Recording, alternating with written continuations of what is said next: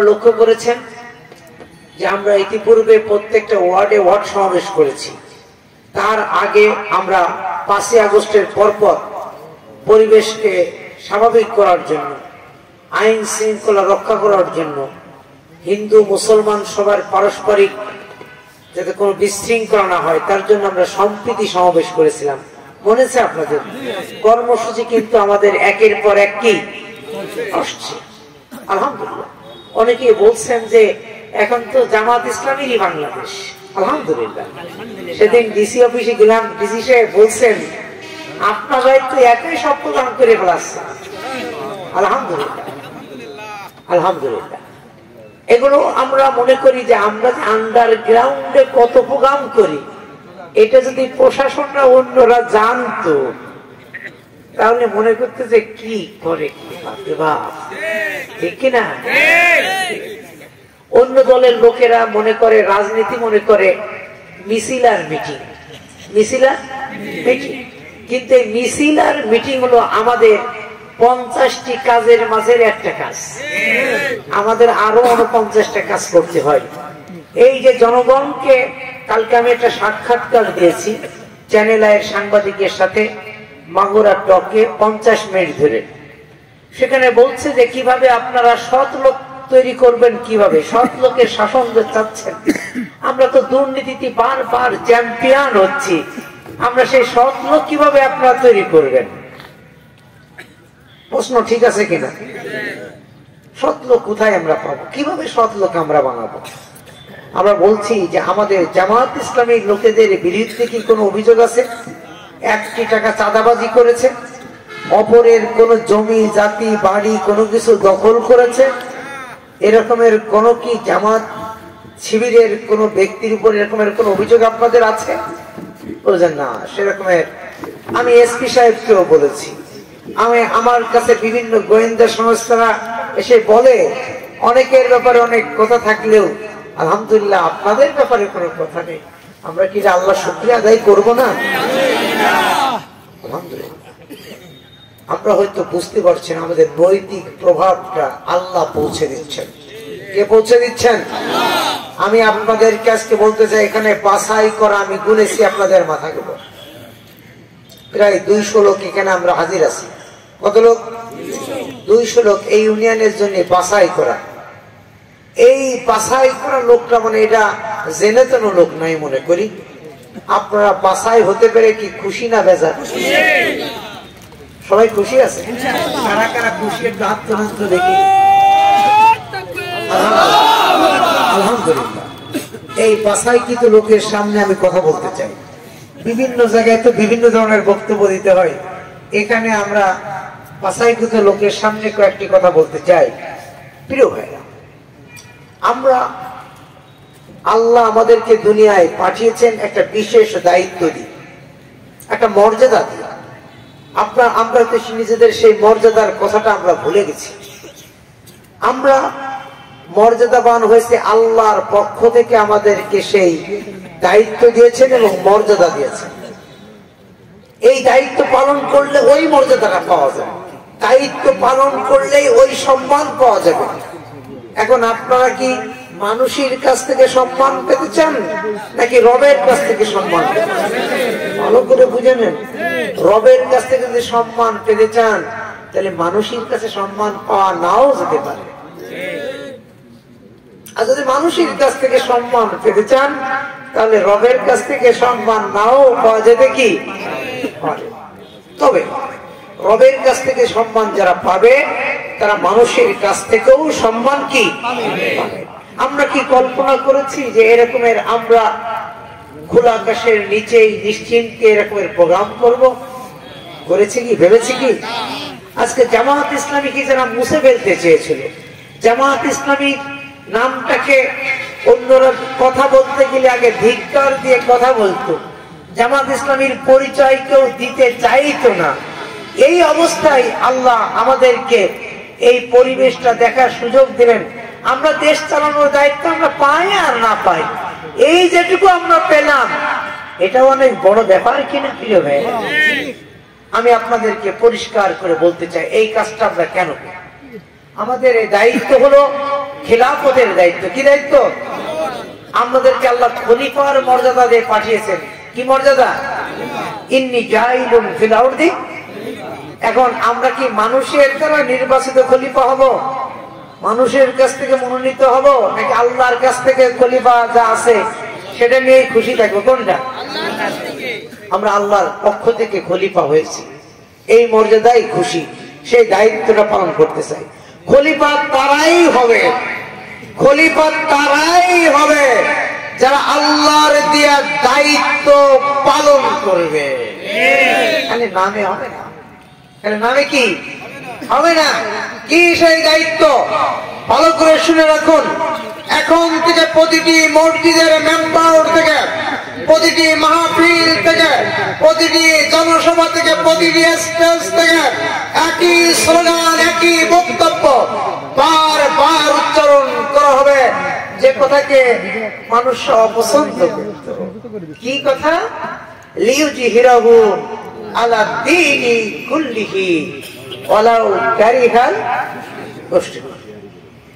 আল্লাহর এই দ্বীনকে আমরা বিজয়ী করতে চাই। সকল দ্বীনকে পরিবর্তন করে দিয়ে, সকল দ্বীনকে সরিয়ে দিয়ে আল্লাহর দ্বীন ইসলামকে, আল্লাহর দ্বীনের নাম কি? ইসলামকে আমরা ইসলামী আইনকে, ইসলামী নিয়ম কানুনকে, ইসলামী বিধিবিধানকে আমরা চালু করতে চাই। এটাই আমাদের দায়িত্ব, এটাই খলিফার দায়িত্ব। এই তিন কায়েমের কথা বললেই মসজিদে বলাতে রাজনীতি বন্ধ করো। রাজনীতি কি?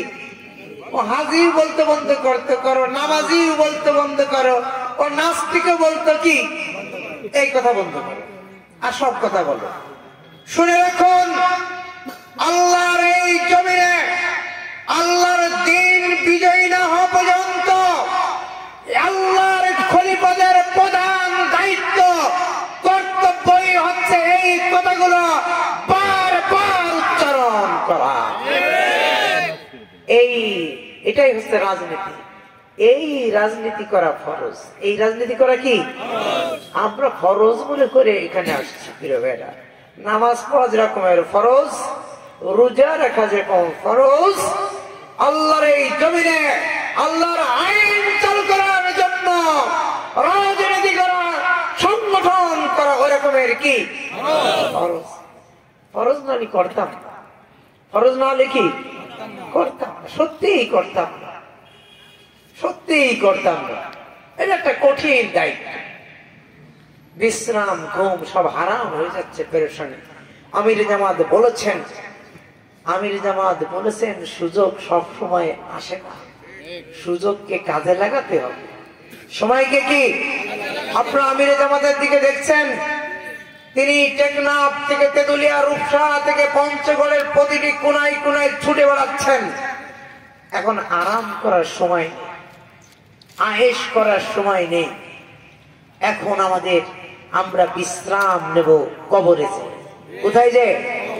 কবরে যে বিশ্রাম নেব। ইসলামী আন্দোলনের প্রতিটি কর্মীকে সেই মানসিকতা রাখতে হবে। আল্লাহ আমাদেরকে বলছেন বিশ্রাম কোথায় নিবা? আল্লাহ বলছেন জিহাদের হক আদায় করে করো। আমরা বলি না যে কেউ একটু ফাঁকি দিতে চাইলে বলি ভাই কাজটা একটু ঠিক মতো করো, কাজটা একটু হক আদায় করে করো, হক আদায় করে বলি না আমরা? আল্লাহ কোরআনে এই শব্দটা বলেছেন বলেই তো আমরা বলি।